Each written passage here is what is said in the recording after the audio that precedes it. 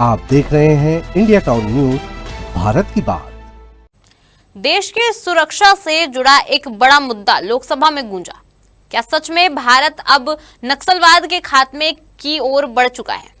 क्या छत्तीसगढ़ से खत्म होने वाला है दशकों पुराना लाल आतंक?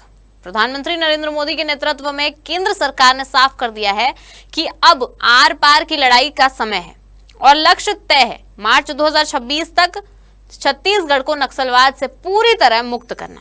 नमस्कार, आप देख रहे हैं इंडिया टाउन न्यूज और मैं हूं आपके साथ सुरभि शुक्ला।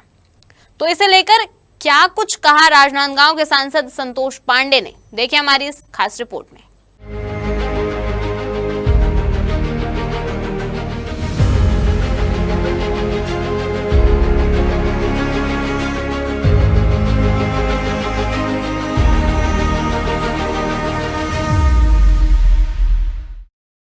हम सब जानते हैं कि किस प्रकार से भ्रमजाल पैदा किया गया और सशस्त्र आंदोलन के नाम से लंबे समय तक राज्य के छत्तीसगढ़ के बड़े हिस्से को जकड़ करके रखा गया था। अब वह इतिहास बनकर रह जाएगा। आज नक्सलवाद अपनी अंतिम सांसें गिन रहा है। दशकों तक लाल आतंक का साया हमारे आदिवासी क्षेत्रों पर मंडराता रहा है और आज जब हम कहते हैं कि 31 मार्च 2026 तक भारत को हथियार बंद नक्सलवाद से मुक्त करेंगे, तो यह केवल एक सरकारी लक्ष्य नहीं है, बल्कि 140 करोड़ भारतीयों की और यह साझा प्रतिज्ञा है। और यह प्रतिज्ञा जब नेतृत्व लेता है तो पूरा देश उन पर विश्वास करके उनके पीछे खड़ा होता है। यह दृढ़ इच्छा शक्ति, यह संकल्प का प्रभाव होता है। महोदय, भारत के इतिहास में जब इंटरनल सिक्योरिटी के ऊपर, आंतरिक सुरक्षा के ऊपर चर्चा की जाएगी, स्टडी होगा, शोध की जाएगी, तो स्वर्णिम अक्षरों में देश के माननीय प्रधानमंत्री नरेंद्र दामोदर दास मोदी और इस देश के गृह मंत्री सम्माननीय अमित शाह का नाम स्वर्णिम अक्षरों में लिखा जाएगा। देश के अंगभूत हम सभी घटक हैं, किंतु हमारा ये नेतृत्व और वो कर्तव्य को आपने निभाया। बस्तर जिसे दंडकारण्य कहते हैं, छत्तीसगढ़ दंडकारण्य है और पूरा छत्तीसगढ़ आपने जो ये नक्सल मुक्त किया है, इससे करने की दिशा में है। इससे हम छत्तीसगढ़ वासी ऋणी नहीं हो सकते, इस ऋण को हम कभी नहीं चुका सकते।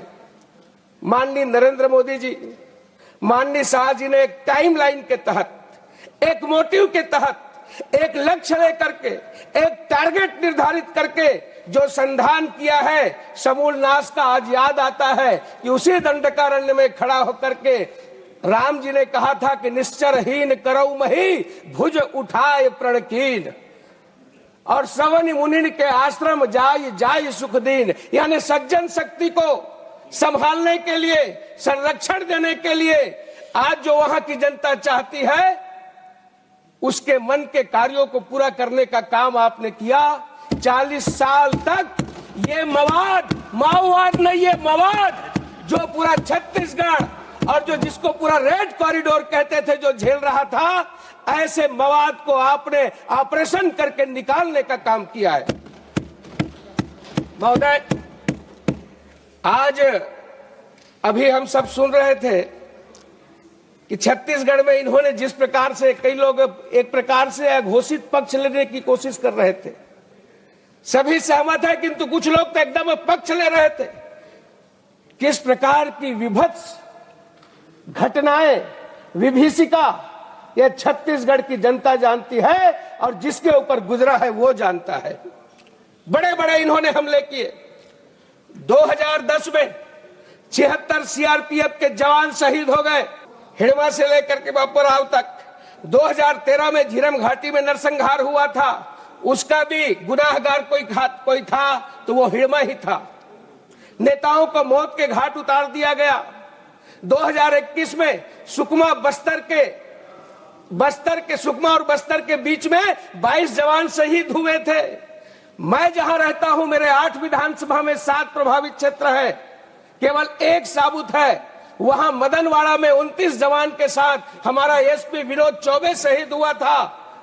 जहां घटना हुई है उस दर्द को वही जान सकता है।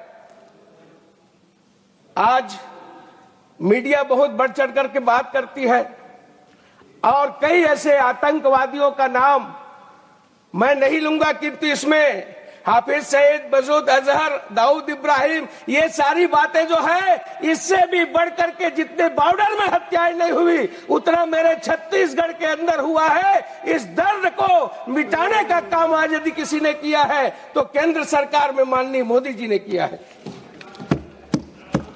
माननीय सभापति महोदय, इस संवेदना को समझ करके हमारी सरकार आगे बढ़ रही है और कभी कभी तो धुरंधर की याद आ जाती है। नक्सलियों का समूल नाश में लगे सीआरपीएफ के cobra force, ITBP, BSF, SSB, DIG, district reserve guard, STF, Chhattisgarh arm force, Bastar fighters, Jharkhand Jaguar, अनेक जितने भी ऐसे लगभग 18 से 19 ऐसे सारी फोर्सेस लग करके जिन्होंने अपना पूरा सर्वस्व अर्पण किया। जो लोग देश की धरती को माता समझे ऐसे वीर भारत में पाए जाते हैं। अब जब जब भारत माता की अर्चना आवश्यक तो फूल नहीं तब प्राण चढ़ाए जाते हैं। मैं केवल अपनी बात को समेटते हुए ये कहना चाहूंगा महोदय, अभी मेरे से पश्चिम बंगाल की हमारी बहन बहुत सारी बातें की सड़क संपर्क के विषय में। मोदी सरकार ने यूपीए के काल के प्रशासनिक शून्य को समाप्त करके एक उच्च गति विकास प्रथम मॉडल लागू किया है, जिसमें सुरक्षा और सामाजिक आर्थिक विकास का समन्वय है। यूपीए सरकार ने 10 वर्षों में लगभग 2900 किलोमीटर सड़कों का निर्माण किया, जबकि कोई बड़े पैमाने की लक्षित विकास योजना नहीं थी, जिसमें राज्यों को सीमित संसाधनों के साथ संघर्ष करना पड़ा। इसके विपरीत बस ये समापन, मोदी सरकार ने 12,000 किलोमीटर की अधिक सड़कों का निर्माण किया। ये सड़क की बात कर रहे थे और अतिरिक्त 17,589 किलोमीटर संपर्क के लिए 20,815 करोड़ की स्वीकृति दी। इसी प्रकार से टेलीफोन के लिए, शिक्षा के लिए, स्वास्थ्य के लिए, पेयजल के लिए आज जो सरकार ने किया है इसे छत्तीसगढ़ की जनता कभी नहीं भुला सकती। इतना ही कहते हुए आपने मुझे अवसर प्रदान किया, मैं आपका बहुत बहुत आभार। हालांकि चुनौतियां अभी भी कम नहीं हुई है। दूर दराज के इलाके, घने जंगल और नक्सलियों की पुरानी जड़ें, इन सब के बीच ये मिशन आसान नहीं माना जा रहा है। लेकिन अगर सरकार का दावा सही साबित होता है तो यह देश की आंतरिक सुरक्षा के लिए एक बड़ी उपलब्धि होगी।